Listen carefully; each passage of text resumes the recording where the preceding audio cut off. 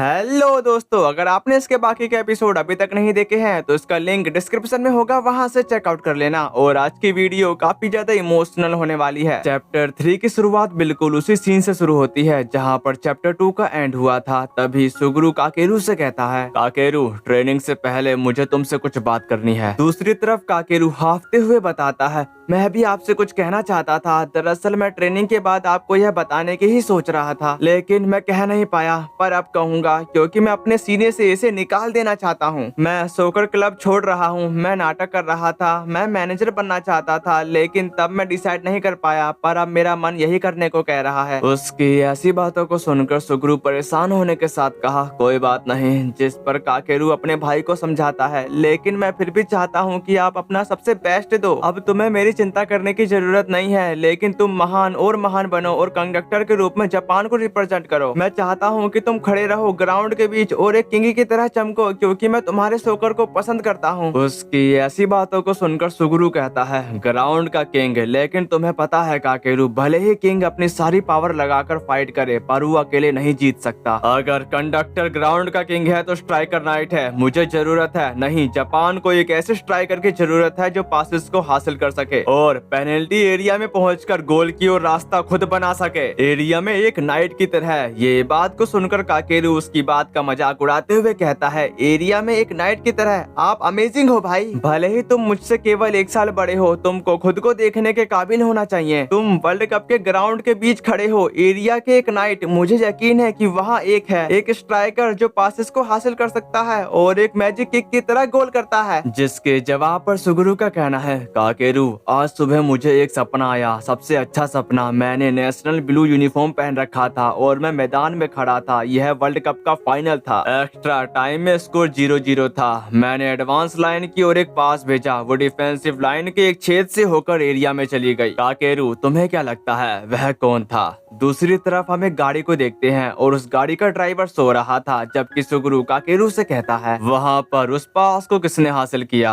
उनकी इन बात के दौरान वो गाड़ी उन दोनों की तरफ ही बढ़ रही थी, पर काकेरू सुगुरु की बात को लेकर सोच में पड़ गया था। यहाँ तक कि सुगुरु ने उस गाड़ी को अपनी ओर आता देख लिया था, जिसकी वजह से सुगुरु तुरंत काकेरू को बचाने के लिए भागा, लेकिन काफी देरी हो चुकी थी। नेक्स्ट सीन में मिसीमा स्कूल की तरफ जा रही होती है। उनकी साइड में उनका एक्सीडेंट हो चुका था, जिसकी वजह से वहाँ पर भीड़ जमा हो गई थी। साथ ही साथ भीड़ में से कुछ लोग कहते हैं वह भयानक है। उन्होंने कहा कि गाड़ी को चलाते समय उसको नींद आ गई। क्या यह मिडिल स्कूल के बच्चे हैं? उनकी इस बात के दौरान वहाँ पर मिसीमा भी पहुँच चुकी थी और वहाँ पर उसने स्कूल का बैग देखा। ये देखकर वो डरते हुए कहती है, ये तो हमारे स्कूल का बैग है, ये नहीं हो सकता। इसलिए वो एक्सीडेंट वाली जगह पर पहुँच जाती है और वो इस मंजर को देखकर काफी ज्यादा घबरा गई।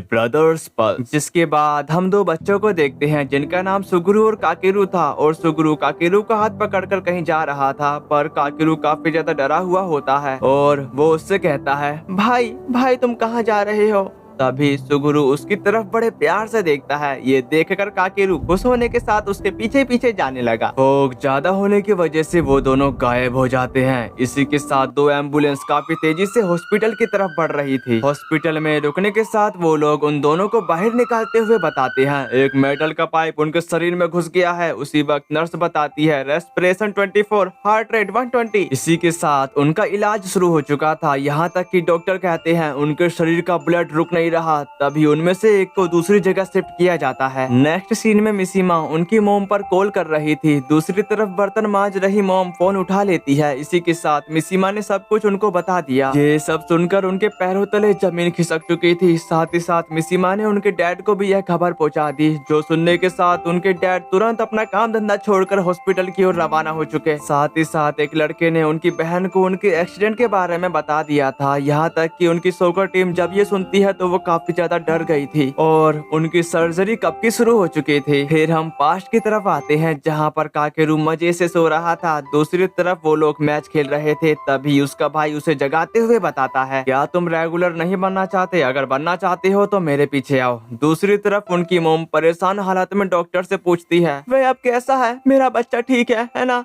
जिस पर डॉक्टर उन्हें बताता है, छोटे भाई की जिंदगी है, करंटली में मैकेनिकली मेंटेन किया जा रहा है, बड़े भाई के सिर पर काफी सीरियस इंजरी हो चुकी है। पास्ट में सुगरू ने काकेरू की तरफ बॉल पास कर दिया। काकेरू उस बॉल की तरफ पहुंच नहीं पा रहा था, इसलिए उसने अपने सिर से गोल कर दिया और वो ये देखकर चिल्लाते हुए कहता है, मैंने इसे किया है, मैंने इसे बनाया है। उसकी इस बात पर सुगरू काफी खुश था। दूसरी तरफ मिशिमा काफी ज्यादा रो रही थी, जबकि पास्ट की तरफ उनका कोच टीम को अपने पास बुलाते हुए कहता है, सब लोग एक पल के लिए इकट्ठा हो जाओ, आज हमारे पास एक नया मेंबर है, एक लड़की। क्या तुम लोग इससे खुश नहीं हो? तभी वो लड़की अपने बारे में बताती है, हेलो, मेरा नाम नाना मिशिमा है, तुमसे मिलकर अच्छा लगा। ये बात को सुनकर कोच कहे, अब तुम लोग मिल जाओ। उनकी इस बात पर सब एग्री थे, लेकिन सुगरू कोच से कुछ कहना चाहता है, जो देखकर कोच पूछते हैं, बताओ क्या कहना चाहते हो? ये सुनते ही सुगरू बताना शुरू कर देता है, उसका नाम लेने के बारे में दिक्कत हो सकती है, हमारे टीम में पहले से ही एक मिशिमा है और एक ननासे भी। तभी मिशिमा कहता है, अगर कोई कहे मिशिमा को पास कर दो तो हमको पता कैसे चलेगा कि किसको करना है? जिस पर ननासे बताता है, यह ठीक कह रहा है, ननासे और ननासे को अलग करना मुश्किल है। उसकी ऐसी बातों को सुनकर कोच कहते हैं,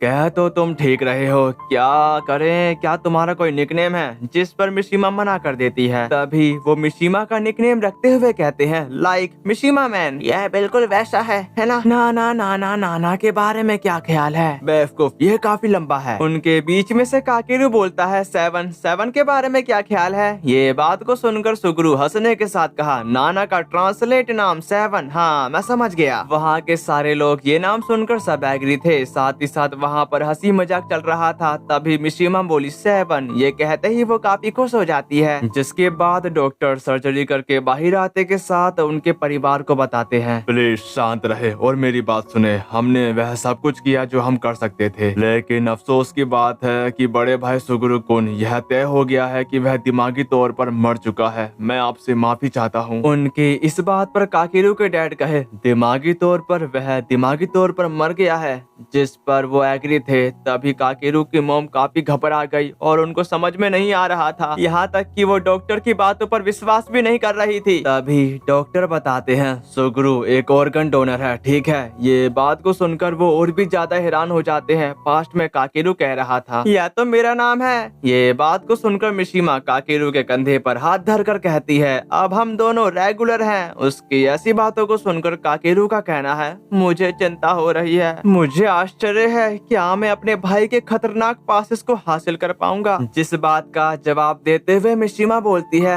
तुम जरूर कर लोगे, तुम्हारा भाई ऐसा पास नहीं भेजेगा जो तुम्हें ना मिल सके, चिल रहो। उसकी ऐसी बातों को सुनकर काकेरू एग्री था। तभी 7 जोश में आते हुए ट्रेनिंग की तरफ जाने लगी। दूसरी तरफ काकेरू 7 से कह रहा था, मेरे लिए रुको, मैं भी आया 7। फिर हम मैच की तरफ आते हैं, जहाँ पर सुगरू बॉल लेकर भाग रहा था। उसी वक्त एक प्लेयर उसे रोकने की कोशिश करता है, लेकिन सुगरू अपने स्किल का इस्तेमाल करते हुए बॉल को उस प्लेयर से बचा लेता है, जिसके बाद उसने 7 की तरफ पास कर दिया। तभी 2 डिफेंडर 7 के सामने आते के साथ कहते हैं, मैं तुम्हें कुचल डालूंगा। पर 7 बॉल लेकर भागती जा रही थी। उसी वक्त पीछे से काकेरू 7 का नाम पुकारता है, जो सुनते ही 7 ने बड़ी चालाकी दिखाते हुए काकेरू की तरफ बॉल पास कर दी। उस बॉल को हासिल करने के साथ काकेरू ने उस बॉल को सीधे स्कोर के लिए थ्रो कर दिया और वो बॉल जाकर सीधे गोलकीपर के सामने से निकलकर स्कोर कर देती है। गोल करने के साथ काकेरू काफी ज्यादा खुश था। इसके बाद यहाँ सीन सर्जरी इन प्रोग्रेस की तरफ आ जाता है, जहाँ पर वो स्ट्रेचर पर दोनों में से एक को दूसरी जगह शिफ्ट कर रहे थे। साथ ही साथ उनका पूरा परिवार इन सब से संभल नहीं पा रहा था। नेक्स्ट सीन में सुगरू काकेरू से कह रहा होता है, हे काकेरू, आज के सेकंड पॉइंट के बारे में क्या 7 उसे नहीं डाल सकती थी? जिस पर कुछ देर सोचने के बाद काकेरू कहा, हाँ लेकिन मैंने पिछले गेम से कोई भी गोल नहीं किया था, इसलिए मैं काफी खुश हूँ। तभी आगे से सुगरू बताता है, क्या तुम कहना चाहती हो कि तुम हमें लीड कर रहे थे, लेकिन जो कुछ भी तुमने गोल कर दिया। दूसरी तरफ 7 खोई खोई से दिख रही थी। तभी सुगरू उसको पुकारा और वो होश में आते हुए कही, ओ हाँ ठीक है। ये बात को सुनकर सुगरू कहता है, क्या हुआ, तुम मैच से पहले से ही उदास थी? जिस पर 7 मना करते हुए कहती है, मैं पूरी तरह ठीक हूँ। उसकी ऐसी बातों को सुनकर काकेरू पूछता है, क्या तुमको गर्मियों में सर्दी जुकाम होता है? परसों सेमीफाइनल है, मैं टॉप फॉर्मेशन नहीं कर सकता। ये बात को सुनकर मिशिमा बताती है, मैं ठीक हूँ, अगर बात यहाँ तक आ जाए तो तुम यह काम खुद कर सकते हो काकेरू। जो सुनने के बाद काकेरू कहा, मुझ पर यह दबाव मत डालो। उसकी उसकी ऐसी बातों को सुनकर मिशिमा उससे माफी मांगने लगती है। वहाँ के इस शोर को सुनकर कोच दोनों से कहते हैं, अब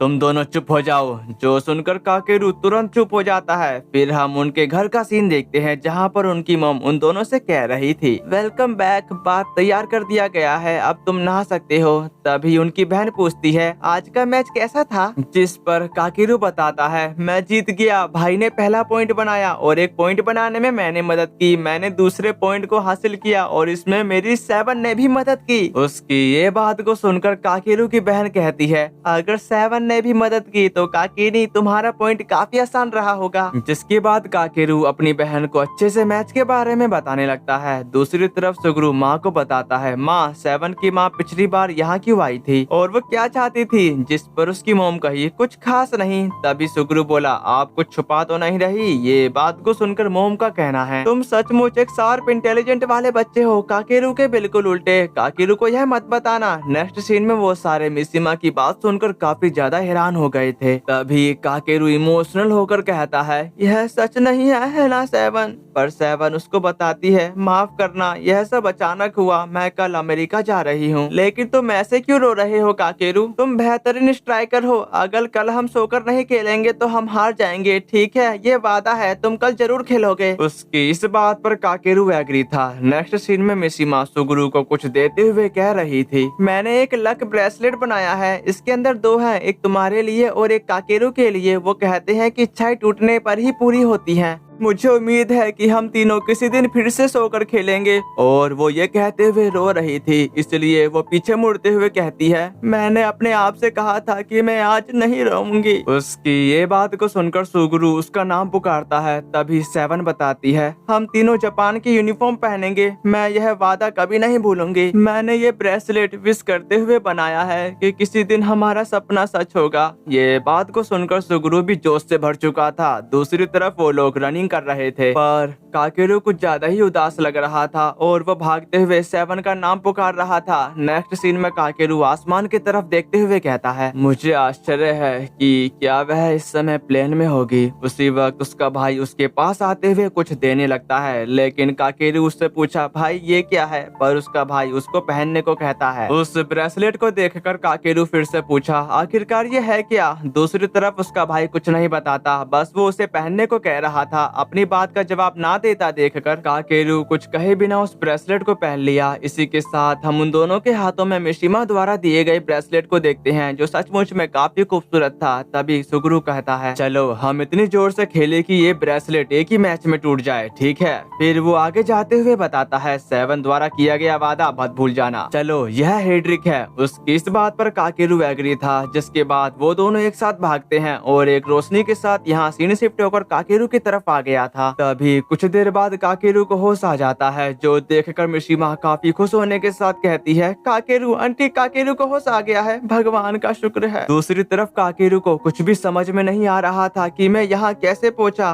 पर वो अपने सामने 7 को देखकर उसका नाम पुकारता है। साथ ही साथ वहाँ पर उसकी फैमिली भी पहुँच चुकी थी, यहाँ तक कि डॉक्टर उसके पर्स चेक कर रहे थे। अगले सीन में मिशिमा काकेरू को अगले दिन मिलने आती है। तभी उसने अपने सामने नर्स को देखा, जो उसको चेक करने के साथ मिशिमा को बताती है, तुम वही लड़की हो ना जो हमेशा आती और काकेरू से मिलती हो, है ना? जिस पर एग्री करने के साथ मिशिमा कहती है, मैं इसकी बचपन की दोस्त हूँ, मेरा मतलब है कि मैं सोकर क्लब की मैनेजर नाना मिशिमा हूँ। जिस बात का जवाब देते हुए नर्स कहती है, अभी जब उसने तुम्हारी आवाज सुनी तो उसके रिस्पॉन्स में उसका दिल और तेजी से धड़कने लगा। ये कहते ही वो वहाँ से जाने लगी, पर वो रुकने के साथ बताती है, हे तुम्हें क्या लगता है कि वह क्या था? तुम्हारी आवाज का जवाब किसने दिया? ये बात को सुनकर मिशिमा सोच में पड़ चुकी थी। उसको सोच में डूबा देखकर नर्स कही, माफ करना, मैंने तुमसे एक अजीब बात पूछी है। और हाँ, यहाँ मिशिमा शान तुम आते रहना। फिर हम अगले दिन का सीन देखते हैं, जहाँ पर मिशिमा अपने दोस्तों को हॉस्पिटल में बुलाकर काकेरू के बारे में बातें करने लगती है कि वह काफी बेहतर है। डॉक्टर को आश्चर्य हुआ कि वह इतनी जल्दी ठीक हो गया। तभी युसुके कहता है, लेकिन वह अभी भी सुगरू सान के बारे में नहीं जानता है। जिस पर कोटा कहा, मुझे समझ में नहीं आ रहा कि मैं क्या कहूँ, इस बारे में चिंता करने का कोई बेनिफिट फिट नहीं होगा। चलो हम सिर्फ उसे बेहतर बनाने पर ध्यान दें। दूसरी तरफ काकेरू खिड़की से बाहर बस बारिश की तरफ ही देखता जा रहा था। तभी मिशिमा गेट खोलते हुए कहती है, काकेरू हम यहाँ आ गए हैं। पर कोटा तेजी में गेट खोलते हुए कहता है, मैं काफी चिंतित था काकेरू। और वो जाते ही काकेरू से लिपट जाता है। उसके कुछ देर बाद यूसुके काकेरू को बताता है, हमने सुना क्या सीरियस दिल की इंजरी थी, इसलिए हम तुम्हारे लिए काफी फिक्र कर रहे थे। उसके ये कहते ही कोटा कहा, देखने से ऐसा लगता है कि तुम ठीक हो गए हो। जिसके जवाब पर काकेरू का कहना है, हाँ मुझे कोई सीरियस चोट नहीं लगी है, इसलिए मुझे जल्दी ही डिस्चार्ज कर दिया जाना चाहिए। उसकी ऐसी बातों को सुनकर यूसुके कहता है, ठीक है जाओ और क्लब में शामिल हो जाओ। ये बात को सुनकर कोटा भी सेम कहता है। जो सुनने के बाद काकेरू कहा, क्या तुमने नहीं सुना है, मैंने सोकर क्लब छोड़ दिया है। ये बात को सुनकर वो तीनों हैरान हो गए। तभी यूसुके पूछता है, एक सेकंड रुको काकेरू। साथ ही साथ कोटा कहा, तुम अचानक क्या कह रही हो। उसके पीछे से मिशिमा बताती है, अगर तुम ऐसा कहोगे तो सुखरुसान। जिस बात का जवाब देते हुए काकेरू कहता है, मैंने इस बारे में अपने भाई से बात कर ली है और मैंने मान लिया है कि तुम सब पहले से ही जानते थे। तुम्हें पता है मैं अपने भाई के साथ इस टॉपिक पर एक बार फिर से बात करना चाहूंगा। ये काफी बड़ा डिसीजन है और मुझे चिंता है कि मैंने खुद को अच्छी तरह से नहीं समझाया। मैं अपने भाई से जल्द मिलना चाहता हूँ। उसकी ऐसी बातों को सुनकर वो तीनों एकदम खामोश हो चुके थे। उनकी खामोशी को देखकर काकेरू सेवन से पूछता है, क्या हुआ सेवन, तुम अजीब व्यवहार कर रही हो। उसके ये कहते ही वहाँ पर नर्स आते के साथ बताती है, मैं उससे बात करूंगी उसके भाई के बारे में। तभी वो धीरे धीरे काकेरू की तरफ आकर कहती है, तुमसे मिलकर काफी खुशी हुई काकेरू आइजावा कुन। मैं क्लिनिकल साइकोलॉजिस्ट अयाका माइन हूँ। जिस पर काकेरू बोला, आपसे मिलकर अच्छा लगा। फिर अयाका काकेरू के पास बैठकर बड़े शांत तरीके से बोलती है,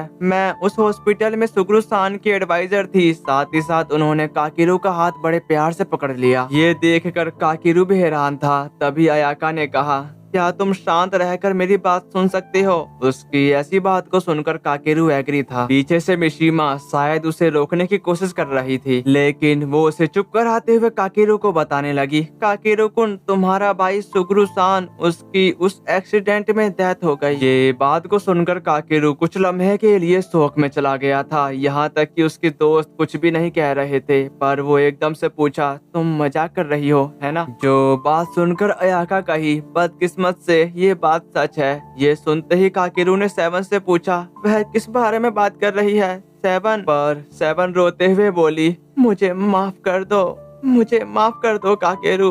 जो सुनकर काकेरू गुस्से में कहा, एक सेकंड रुको, और तुम सबको क्या हो गया है, पर मेरा भाई कहाँ पर है। ये कहते ही वो हड़बड़ी में वहाँ से जाने की कोशिश करने लगता है, पर उसके दोस्त वहाँ से उसे जाने नहीं देते। काकेरू पूरी कोशिश करते हुए वहाँ से जाने की कोशिश कर रहा था, यहाँ तक कि वो अपना भाई का नाम भी पुकार रहा होता है। तभी नर्स उठने के साथ काकेरू को एक चमाट मार देती है, जिसकी वजह से वो शांत हो गया था। फिर अयाका उसको समझाती है, क्या तुम अपनी लाइफ को बर्बाद करना चाहते हो जो तुम्हारे भाई ने तुम्हें दिया था। ये बात को सुनकर काकेरू के आंखों में आंसू आ गए थे।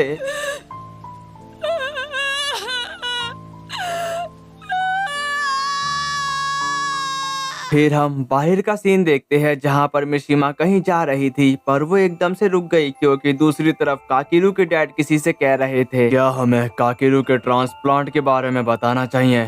जिस पर अयाका बताती है, मेरे नजरिए से मैं इसकी रिकमेंड नहीं कर सकती। हम यह अंदाजा नहीं लगा सकते कि काकेरू इस न्यूज पर कैसा फीडबैक देगा। हमें सबसे खराब हालत के लिए तैयार रहना चाहिए। जिस पर एग्री करने के साथ काकेरू के डैड कहते हैं, तुम ठीक कह रही हो, काकेरू दिल की वजह से जिंदा है। ये बात को सुनकर मिशिमा हैरान होने के साथ मन में कहती है, सुखरुसान का दिल काकेरू में ट्रांसप्लांट किया गया है 2 महीने बाद। फिर हम हॉस्पिटल का सीन देखते हैं जिसके अंदर काकेरू चिल्लाते हुए कह रहा था, ट्रू डी फ्रांस। उसको ऐसा लग रहा था कि मैं रेस कर रहा हूँ, पर ऐसा नहीं है, वह हॉस्पिटल में एक्सरसाइज कर रहा था। तभी अयाका आकर काकेरू से कहती है, तुम एनर्जेटिक लग रहे हो। उसको वहाँ देखकर काकेरू बताता है, मिस अयाका माइन, मैं एक्सीडेंट से पहले से बेहतर फील कर रहा हूँ। और वो ये कहते ही भागते जा रहा था। उसको देखकर अयाका बताती है, कल तुमको डिस्चार्ज मिल जाएगा, इसलिए अपने आप पर ज्यादा जोर मत डालो। जिस पर काकेरू बताता है, मैं ठीक हूँ, अगर मैं इधर उधर ना घूमूं तो मुझे बेचैनी फील होती है।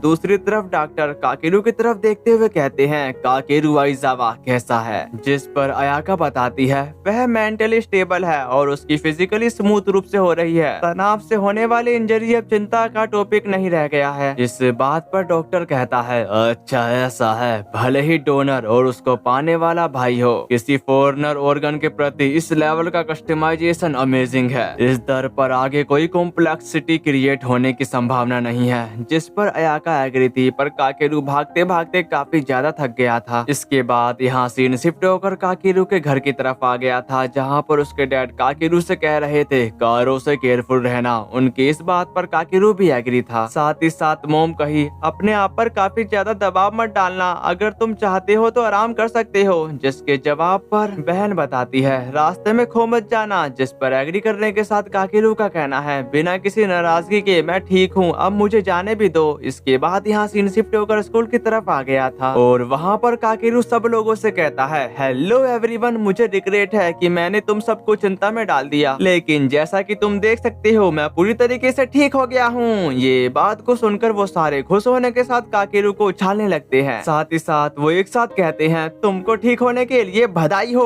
Hurray hurray. नेक्स्ट सीन में काकेरू ने रिजाइन दे दिया था, जिसे देखकर कुनिमात्सु निराश होते हुए पूछता है, क्या तुमको यकीन है? जिस पर काकेरू बताता है, मैं माफी चाहता हूँ कुनिमात्सु सेनपाई, मैं सीरियस रूप से इंजर्ड हो गया और मुझे यकीन नहीं है कि मैं सचमुच मैनेजर के रूप में काम करना जारी रखना चाहता हूँ। इस बात पर कुनिमात्सु कहता है, मैं समझता हूँ, मैं इस पर कायम रहूंगा। फिर वो उनको ग्रीट करने के साथ वहाँ से जाने ही वाला था, तभी कुनिमात्सु कहता है, तुम्हारा भाई वह जापान के लिए वर्ल्ड सॉकर प्लेयर बनने जा रहा था, यह काफी शर्म की बात है। काकेरू, जब भी तुम्हारा मन करे तो वापिस आ जाना, लेकिन मैनेजर के तौर पर नहीं, एक प्लेयर के रूप में, क्योंकि तुम एक स्ट्राइकर हो। इसके बाद यहाँ सीन शिफ्ट होकर ग्राउंड की तरफ आ जाता है, जहाँ पर वो सारे प्रैक्टिस कर रहे थे। साइड में खड़ा काकेरू उनकी प्रैक्टिस को ही देख रहा था, लेकिन काकेरू मैच में अपने भाई को इमेजिन कर पाता है, पर वो वहाँ नहीं था, इसलिए वो वहाँ से जाने लगा। पर उसके रास्ते में एकदम से बोल आ गई। साथ ही साथ यूसुके काकेरू से कहता है, मिशिमा सान से सुना, तुम फिजिकली रूप से ठीक हो गए है ना, तो तुम मुश्किल योगा भी कर सकते हो, भले ही यह पॉसिबल ना हो, पर कम से कम समर तक। उसी वक्त काकेरू बोला, यूसुके मुझे आराम दो, मैंने सोकर छोड़ दिया है। उसकी ऐसी बातों को सुनकर यूसुके भड़कते हुए कहता है, क्या तुम भाग रहे हो? ये बात को सुनकर काकेरू को सुगुरु की बात याद आई। क्या तुम भाग रहे हो, इसलिए तुम मैनेजर की पोजीशन पर भाग गए? क्या मैं गलत हूँ काकेरू? जो बंदा भाग जाता है वह मेरे बारे में क्या ही जानता है? ये सब देखने के बाद काकेरू एकदम चुप था। उसकी चुप्पी को देखकर यूसुके कहता है, चलो भूल जाओ, बॉल पास करो। पर वो एकदम से हैरान हो गया, क्योंकि वो काकेरू को नहीं बल्कि सुगुरु को देख पा रहा था। साथ ही साथ वो कहता है, मैं बस भाग नहीं रहा। जिसके बाद उसने बॉल यूसुके की तरफ पास कर दी। फिर वो पास करने के बाद काकेरू जाने लगा। तभी यूसुके के पास मिशिमा आकर कहती है, क्या काकेरू सचमुच में क्लब छोड़ रहा है? ये बात को सुनकर यूसुके हैरान होने के साथ कहता है, मैं हिल नहीं सका, जैसे कि मेरा मुकाबला सुगुरु सान से हो रहा हो। मुझे ऐसा लगता है जैसे अगर मैंने उसके पास जाने की कोशिश की तो कुछ हो सकता है। ये बात को सुनकर मिशिमा काकेरू के पीछे पीछे जाने लगी। इस क्रिटिकल सिचुएशन के साथ हमारा ये चैप्टर खत्म हुआ। और आपको अगला एपिसोड भी जानना है तो कमेंट में जरूर बता देना। कमेंट में ये भी बता देना कि आपको कौन सा सीन सबसे ज्यादा पसंद आया। तो फिर मिलते हैं, टेक केयर, सायोनारा।